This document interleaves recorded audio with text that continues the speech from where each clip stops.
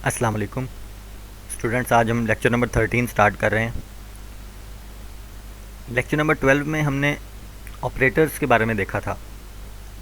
आज हम उसी टॉपिक को कंप्लीट करेंगे। सबसे पहले ऑपरेटर्स के हवाले से थोड़ा सा इंट्रोडक्शन देख लेंगे कि हमने कौन कौन से ऑपरेटर्स लास्ट लेक्चर में रीड किए थे और आज उनसे नेक्स्ट कौन कौन से ऑपरेटर्स होंगे। लेक्चर नंबर 12 में आपने देखा था कि व्हाट आर ऑपरेटर्स, ऑपरेटर्स क्या होते हैं, व्हाट इज़ एक्सप्रेशन, एक्सप्रेशन क्या होता है, और different types of operators in C language, और सी लैंग्वेज में कौन कौन से ऑपरेटर्स दिए गए हैं जिनको इस्तेमाल करते हैं हम प्रोग्राम्स को बनाते हुए। स्टार्ट करते हैं। सबसे पहले ऑपरेटर्स के बारे में हमने देखा था कि ऑपरेटर्स असल में सिंबल्स होते हैं जो कोई भी मैथमेटिकल ऑपरेशन परफॉर्म करने के लिए इस्तेमाल किए जाते हैं। अब सी लैंग्वेज में 6 कैटेगरीज में डिवाइड किया गया है ऑपरेटर्स को, जिसमें सबसे पहले आप देखें अरिथमेटिक ऑपरेटर्स हैं, रिलेशनल ऑपरेटर्स हैं, फिर लॉजिकल ऑपरेटर्स हैं, असाइनमेंट ऑपरेटर हैं, इंक्रीमेंट एंड डिक्रीमेंट ऑपरेटर्स और कंपाउंड असाइनमेंट ऑपरेटर्स। इसमें से पहले 4 ऑपरेटर्स हम लेक्चर नंबर 12 में रीड कर चुके हैं। आज हमने देखना है कि इंक्रीमेंट और डिक्रीमेंट ऑपरेटर्स क्या होते हैं और कंपाउंड असाइनमेंट ऑपरेटर्स क्या होते हैं। तो स्टार्ट करते हैं।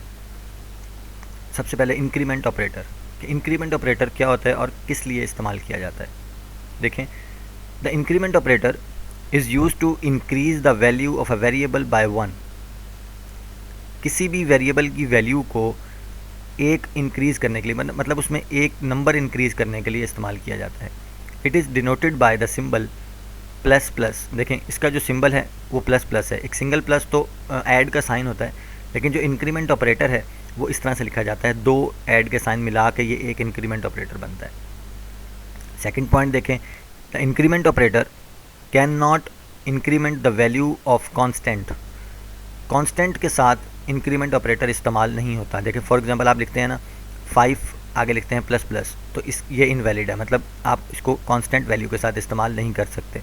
For example a plus plus and x plus plus is valid. देखें a और x जो है यहाँ पर वो वेरिएबल्स हैं, तो इसका मतलब वेरिएबल्स के साथ तो ये इस्तेमाल हो सकता है, लेकिन कांस्टेंट वैल्यूज़ के साथ इस्तेमाल नहीं हो सकता। नेक्स्ट देखें, but 10 plus plus is an invalid statement. लेकिन अगर आप इसको 10 के साथ प्लस प्लस लगाते हैं तो इसका मतलब ये इनवैलिड होगा, क्योंकि 10 इज़ अ कांस्टेंट वैल्यू। इसी तरह से a प्लस बी, देखें a प्लस बी के साथ, इसका मतलब कांस्टेंट के साथ तो ये इनवैलिड है ही, लेकिन साथ में अगर कोई एक्सप्रेशन आ जाता है तो हम पूरे एक्सप्रेशन के साथ भी इंक्रीमेंट ऑपरेटर इस्तेमाल नहीं कर सकते। देखें a plus B, last line में a प्लस बी एक एक्सप्रेशन है और हमने इसके साथ प्लस प्लस का साइन लगा दिया तो ये भी इनवैलिड है, या हम प्लस प्लस का साइन पहले लगा देते हैं जैसे कि a plus plus a plus B, तो ये इनवैलिड ही है, चाहे प्लस प्लस बाद में लगाया जाए या पहले लगाया जाए। तो मेन बात ये है यहाँ पर कि इंक्रीमेंट ऑपरेटर सिर्फ वेरिएबल्स के साथ काम करता है, ना ही कांस्टेंट वैल्यूज़ के साथ काम करता है, ना ही एक्सप्रेशन के साथ काम करता है। अब इंक्रीमेंट ऑपरेटर जो है वो 2 तरह से इस्तेमाल किया जा सकता है, एक है प्रीफिक्स फॉर्म और एक है पोस्ट फिक्स फॉर्म। देखिए, प्री का मतलब होता है पहले, पोस्ट का मतलब होता है बाद में। मतलब प्रीफिक्स का मतलब ये है कि अगर आप वेरिएबल की वैल्यू से वेरिएबल से पहले इंक्रीमेंट ऑपरेटर लगाते हैं, इसे प्रीफिक्स कहते हैं, और अगर आप वेरिएबल के बाद इंक्रीमेंट ऑपरेटर लगाते हैं तो इसे पोस्ट फिक्स कहते हैं। सेम ऐसे ही है, जैसे a प्लस प्लस अगर लिखा हुआ है तो इसका मतलब है प्लस प्लस बाद में लगा हुआ है a के, तो इसका मतलब है कि वो पोस्ट फिक्स होगा, और अगर हम प्लस प्लस a करते हैं तो वो प्रीफिक्स होगा। अब इनमें डिफरेंस क्या है वो हम आगे देखते हैं कि प्रीफिक्स फॉर्म में और पोस्ट फिक्स फॉर्म में क्या डिफरेंस है। सबसे पहले प्रीफिक्स फॉर्म देखते हैं। In prefix form the increment operator is written before the variable as follows. देखें किस तरह से है कि प्लस प्लस का साइन y से पहले लगा हुआ है, y इज़ अ वेरिएबल, तो इसे प्रीफिक्स फॉर्म कहेंगे। The above line increment the value by 1। अब कहता है यहाँ पर जब ये स्टेटमेंट एग्जीक्यूट होगी, मतलब प्लस प्लस y, तो इसका मतलब y की वैल्यू में एक नंबर इंक्रीमेंट कर दिया जाएगा। मतलब अगर उसकी वैल्यू जो है वो 10 है तो 11 हो जाएगी, अगर 11 है तो 12 हो जाएगी, मतलब एक का इंक्रीमेंट करना है इस स्टेटमेंट ने। अब पोस्ट फिक्स में क्या है, in postfix form the increment operator is written after the variable.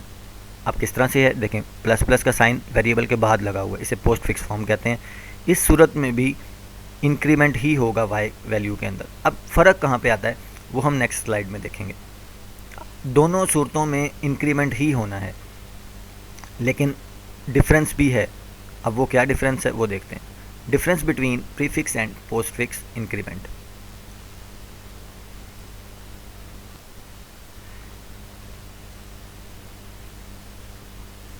देखें, when increment operator is used independently, वो कहता है कि जब आप इंक्रीमेंट ऑपरेटर को इंडिपेंडेंटली इस्तेमाल कर रहे हैं तो चाहे वो प्रीफिक्स हो चाहे वो पोस्ट फिक्स हो, कोई डिफरेंस नहीं है, जैसा कि अभी हमने पढ़ा। For example, the result of a plus plus and plus plus a is same. कहता है कि अगर आप a से पहले इंक्रीमेंट लगाते हैं या बाद में लगाते हैं सूरतों में वो सेम ही होगा। लेकिन when increment operator is used in a large expression with other operators, then prefix and postfix form work differently. उस सूरत में उन दोनों का काम जो है वो डिफरेंट हो जाएगा। जब आप किसी भी एक एक्सप्रेशन के अंदर इंक्रीमेंट ऑपरेटर को इस्तेमाल करेंगे और उस इंक्रीमेंट ऑपरेटर के अलावा उस एक्सप्रेशन में और भी ऑपरेटर्स हैं, तो उस सूरत में ये देखना होगा कि किस ऑपरेटर को पहले सॉल्व करना है और किसको बाद में सॉल्व करना है। तो उस सूरत में फिर इंक्रीमेंट ऑपरेटर प्रीफिक्स और पोस्टफिक्स फॉर्म में वर्किंग इनकी डिफरेंट हो जाती है। देखें एग्जाम्पल किस तरह से है। For example, the result of two expressions.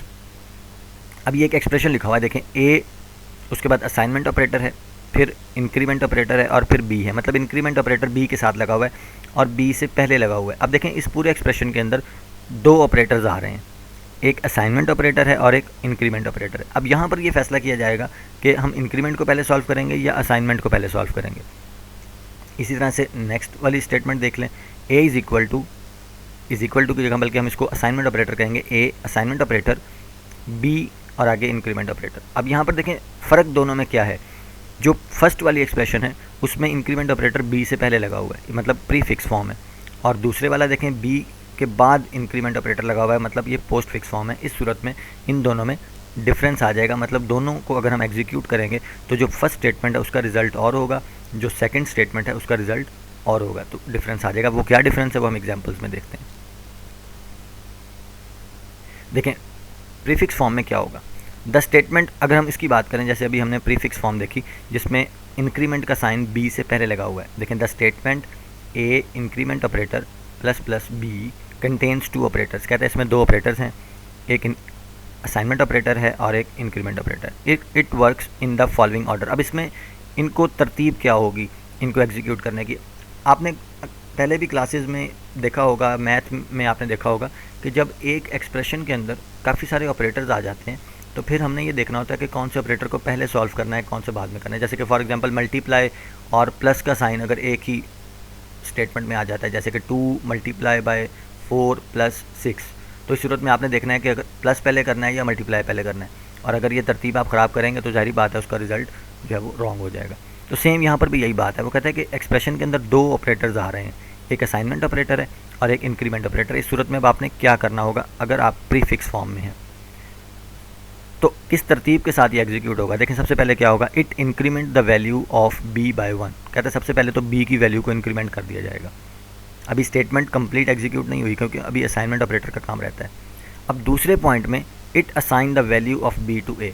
अब फिर बी की वैल्यू को ए में असाइन कर दिया जाएगा। अब देखें इन दोनों में से कौन सा काम पहले हुआ। इसमें से इंक्रीमेंट का काम पहले किया गया, बी की वैल्यू में इंक्रीमेंट किया गया और फिर बी की वैल्यू को ए को असाइन कर दिया गया। तो यहाँ पर ये चीज़ है कि अगर प्रीफिक्स फॉर्म होगी तो प्री का मतलब है पहले, इसका मतलब इंक्रीमेंट पहले किया जाएगा क्योंकि इंक्रीमेंट का साइन बी से पहले लगा हुआ है और बाद में उसकी वैल्यू को असाइन किया जाएगा। देखें ये दो ऑपरेशंस परफॉर्म हो रहे हैं यहाँ पर। वो कहता है कि जो अबव स्टेटमेंट है, कौन सी स्टेटमेंट जो हमने पहली लाइन में देखी है, A assignment operator plus plus B. अब देखें उसमें सबसे पहले क्या काम हो रहा है, प्लस प्लस बी, मतलब सबसे पहले तो इंक्रीमेंट हो रहा है, उसके बाद बी की वैल्यू को ए में असाइन किया जा रहा है। अच्छा अब इसी को हम पोस्ट फिक्स फॉर्म में देखते हैं कि पोस्ट फिक्स फॉर्म में क्या डिफरेंस आएगा। The statement A is equal to B plus plus. अब देखें यहाँ पर इंक्रीमेंट का साइन बी के बाद लगा हुआ है, हम इसलिए इसको कहेंगे कि ये पोस्ट फिक्स फॉर्म है। पोस्ट फिक्स फॉर्म में यहाँ पर भी आप देखें कि वही सेम बात, दो ऑपरेटर्स हैं, किस ऑपरेटर को पहले सॉल्व करना है, किसको बाद में सॉल्व करना है, और दोनों के नतीजे में हमारा जो रिज़ल्ट है वो डिफरेंस हो जाएगा। देखिए यहाँ पर अब क्या करना है, सबसे पहले it assign the value of B to A. देखिए वहाँ पर असाइन वैल्यू बाद में कर रहा था, यहाँ पर पहले कर रहा है।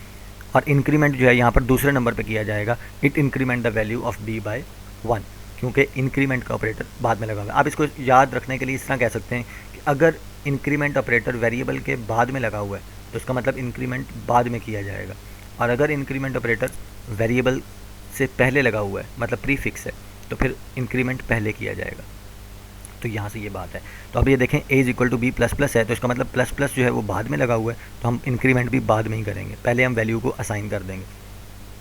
तो अब ये देखें कि जो पहले वाली स्टेटमेंट थी, हमने प्रीफिक्स फॉर्म पढ़ी, उसमें b की वैल्यू इंक्रीमेंट होने के बाद a को असाइन की जा रही थी, और यहाँ पर असाइन होने के बाद इंक्रीमेंट होगा। फॉर एग्ज़ाम्पल अगर b की वैल्यू 4 है, b की वैल्यू 4, और अगर हम इंक्रीमेंट उसमें पहले कर देंगे तो वैल्यू कितनी हो जाएगी 5, और उस 5 को a में असाइन किया जाएगा। अब देखें a की वैल्यू 5 हो गई, लेकिन पोस्ट फिक्स फॉर्म में क्या होगा, अगर b की वैल्यू 4 है तो पहले उसको a में असाइन कर दिया जाएगा और a की वैल्यू 4 होगी। देखिए पहले a की वैल्यू 5 थी क्योंकि इंक्रीमेंटेड वैल्यू असाइन की गई थी a को, लेकिन अब a की वैल्यू 4 ही रहेगी और b अपनी वैल्यू बाद में इंक्रीमेंट करेगा, 5 कर देगा। अब देखें a 4 हो गया और b 5 हो जाएगा। अब यहाँ पर भी देखें वो कहता है कि the above statement is equivalent to the following 2 statements. यहाँ पर भी 2 स्टेटमेंट्स एग्जीक्यूट हो रही हैं। जो सबसे पहली लाइन में हमने जो स्टेटमेंट देखी है a increment operator b plus plus, उसमें 2 स्टेटमेंट एग्जीक्यूट हो रही हैं, लेकिन उनकी तरतीब क्या है कि पहले असाइनमेंट हो रही है, b की वैल्यू a को असाइन की जा रही है और फिर उसमें बाद में इंक्रीमेंट किया जा रहा है क्योंकि ये पोस्ट फिक्स फॉर्म है। अब यही सेम चीज़ है डिक्रीमेंट ऑपरेटर में भी, मतलब अगर आपको इंक्रीमेंट ऑपरेटर की समझ आ गई है तो सेम डिक्रीमेंट ऑपरेटर है। डिक्रीमेंट ऑपरेटर में हम सिर्फ इसकी डेफिनेशन देख लेते हैं, बाकी सेम वही चीज़ है कि the decrement operator is use to decrease the value. Sorry यहाँ पर गलती से इंक्रीमेंट लिखा हुआ है, आप इसको फर्स्ट लाइन में देखें, the decrement operator is use to decrease the value of variable by 1। यहाँ पर अब वेरिएबल डिक्रीज़ हो जाएगा, उसकी वैल्यू डिक्रीज़ हो जाएगी। It is denoted by the symbol minus minus. देखें इसको माइनस माइनस साइन के साथ 2 दफ़ा माइनस का साइन लगाएंगे तो ये डिक्रीमेंट ऑपरेटर बनेगा, तो किया जा रहा है। बाकी सेम स्टेटमेंट्स हैं, सेम चीज़ है, बस फ़र्क सिर्फ इतना है कि वहाँ पर इंक्रीमेंट हो रहा है, यहाँ पर डिक्रीमेंट हो रहा है। आप इसको रीड कर लेंगे, सेम वही चीज़ है। देखें इसमें भी वही प्रीफिक्स फॉर्म भी है, पोस्ट फिक्स फॉर्म भी है। प्रीफिक्स फॉर्म में माइनस माइनस का साइन पहले लगा हुआ है, पोस्ट फिक्स फॉर्म में माइनस माइनस का साइन बाद में लगा हुआ है, और दोनों सूरतों में डिक्रीमेंट ही होगा। लेकिन फ़र्क कहाँ पे आएगा, जब हम इसको किसी एक्सप्रेशन में यूज़ करेंगे, मतलब जहाँ पर किसी भी एक स्टेटमेंट में एक से ज़्यादा ऑपरेटर्स आ जाएंगे, मतलब इंक्रीमेंट का ऑपरेटर भी है या डिक्रीमेंट का ऑपरेटर है और उसकी जगह असाइनमेंट ऑपरेटर भी है, फिर आपने ये डिसीजन करना होगा कि किस ऑपरेटर को पहले सॉल्व करना है और किसको बाद में सॉल्व करना है। अगर तो इंक्रीमेंट या डिक्रीमेंट ऑपरेटर प्रीफिक्स फॉर्म में है फिर उसको पहले सॉल्व करेंगे और असाइनमेंट ऑपरेटर को बाद में सॉल्व करेंगे, और अगर वो पोस्ट फिक्स फॉर्म में है तो फिर उसको बाद में सॉल्व किया जाएगा। ये सारा वही चीज़ है, आप इसको एक दफ़ा रीड करेंगे तो आपको क्लियर हो जाएगा। जिसको इंक्रीमेंट ऑपरेटर की समझ आ गई है वो डिक्रीमेंट ऑपरेटर को भी बहुत आसानी के साथ समझ सकता है। ये देखें ये सारा वही डिक्रीमेंट ऑपरेटर के बारे में पोस्ट फिक्स में बताया, प्रीफिक्स फॉर्म में बताया। इससे नेक्स्ट ऑपरेटर पे चलते हैं, कंपाउंड असाइनमेंट ऑपरेटर।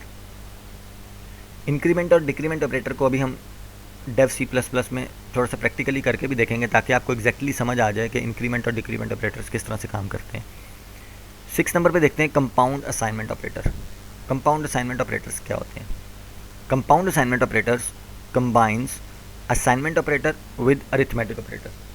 अब देखिए यहाँ पर 2 ऑपरेटर्स को कंबाइन किया जाता है। अब किस किस ऑपरेटर को कंबाइन करके कंपाउंड असाइनमेंट ऑपरेटर बनता है? एक असाइनमेंट ऑपरेटर को और उसके साथ अरिथमेटिक ऑपरेटर को जब कंबाइन किया जाता है तो एक ऑपरेटर बनता है जिसे कंपाउंड असाइनमेंट ऑपरेटर कहते हैं, और मैथमेटिकल ऑपरेशंस परफॉर्म करने के लिए इस्तेमाल होता है। लेकिन इसमें मैथमेटिकल ऑपरेशंस और आसान हो जाते हैं, प्रैक्टिकली अभी हम करके देखेंगे कि किस तरह से है। ऑपरेटर्स हैं कौन कौन से? 5 तरह के ऑपरेटर्स हैं। जैसे अरिथमेटिक ऑपरेटर हैं 5, इसी तरह से कंपाउंड असाइनमेंट ऑपरेटर 5 हैं। आप देख सकते हैं किस तरह से हैं।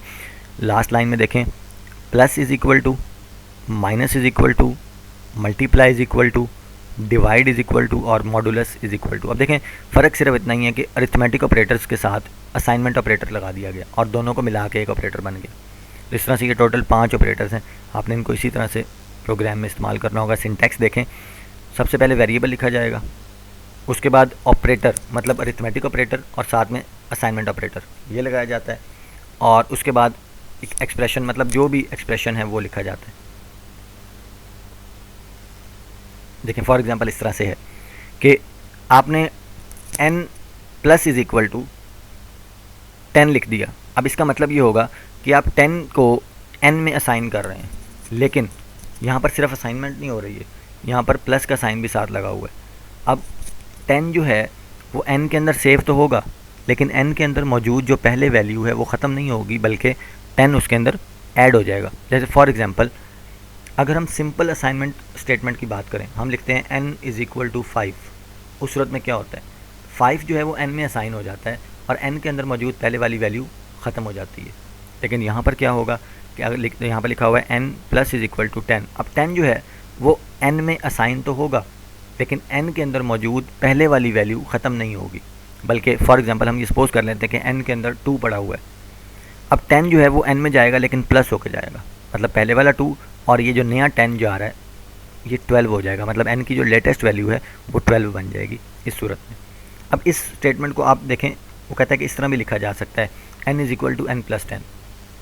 देखें n is equal to n plus 10 का क्या मतलब है कि n प्लस 10 करें, पहले n में हमने सपोज किया हुआ है कि 2 है, तो 2 प्लस 10 12 हो जाएगा, और उस 12 को n में असाइन कर दिया जाएगा और n के अंदर लेटेस्ट वैल्यू 12 हो जाएगी। तो ये दोनों स्टेटमेंट जो लास्ट में लिखी हुई हैं इक्विवेलेंट हैं, मतलब आप उसको अगर आप विदाउट कंपाउंड असाइनमेंट ऑपरेटर लिखें तो आप ये सेकंड वाली लिख सकते हैं, नहीं तो आप कंपाउंड असाइनमेंट ऑपरेटर के साथ उसको इस तरीके से भी लिख सकते हैं। दोनों सेम काम कर रही हैं। ये कुछ एग्जांपल्स हैं कंपाउंड असाइनमेंट। देखें ये प्लस के लिए वो कहता है कि इस तरह से आप लिख सकते हैं, n is equal to n plus 10 को आप कंपाउंड असाइनमेंट ऑपरेटर के साथ इस तरह भी लिख सकते हैं। ये देखें ये माइनस के लिए इस तरह से है, ये जो फर्स्ट वाली है ये कंपाउंड असाइनमेंट ऑपरेटर के साथ है और दूसरी वाली विदाउट कंपाउंड असाइनमेंट ऑपरेटर के साथ है। ये देखें इस तरह से, और ये पांचों जो ऑपरेटर्स हैं उन पांचों की इस तरह से एग्जांपल्स बन जाएंगी। अच्छा, अब हम इनको थोड़ा सा डेव C++ में सॉल्व करके देख लेते हैं कि किस तरह से ये काम करते हैं। देखिए यहाँ पर मैं आपको बता देता हूँ। सबसे पहले जो मेन कंसेप्ट है ना, असाइनमेंट ऑपरेटर की बात करते हैं। आप जब किसी भी वेरिएबल को इस तरह से डिक्लेयर करते हैं ना, फॉर एग्जांपल C मैंने एक वेरिएबल डिक्लेयर किया और उसमें मैं वैल्यू असाइन कर रहा हूँ 3।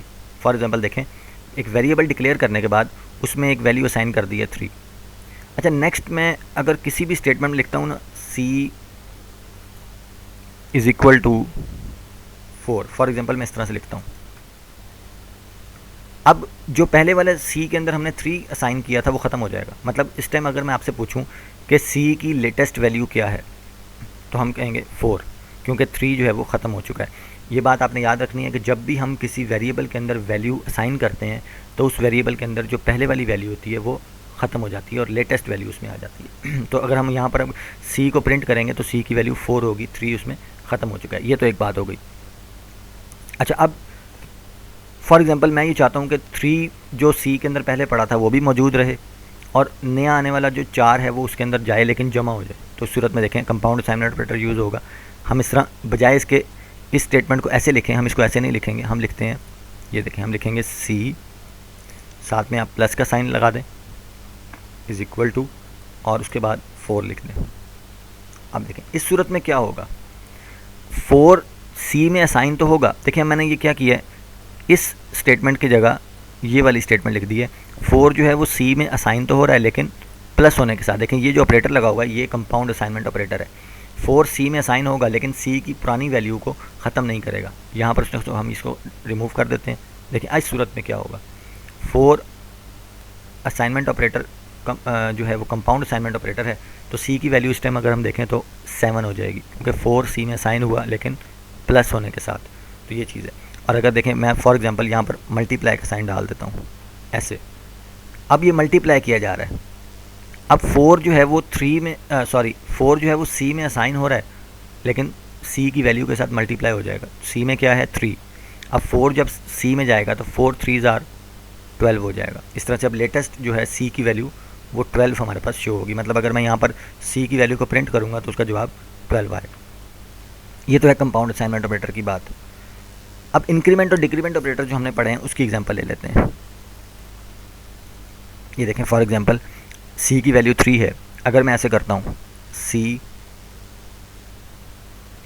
माइनस माइनस, और ये देखें ये मैंने एक स्टेटमेंट लिखी है, c के आगे इंक्रीमेंट डिक्रीमेंट ऑपरेटर लगाया है। अब इस टाइम क्या होगा कि c की वैल्यू थी 3, लेकिन नेक्स्ट स्टेटमेंट में जब c माइनस माइनस हुआ तो उसकी जो वैल्यू है वो 2 हो जाएगी।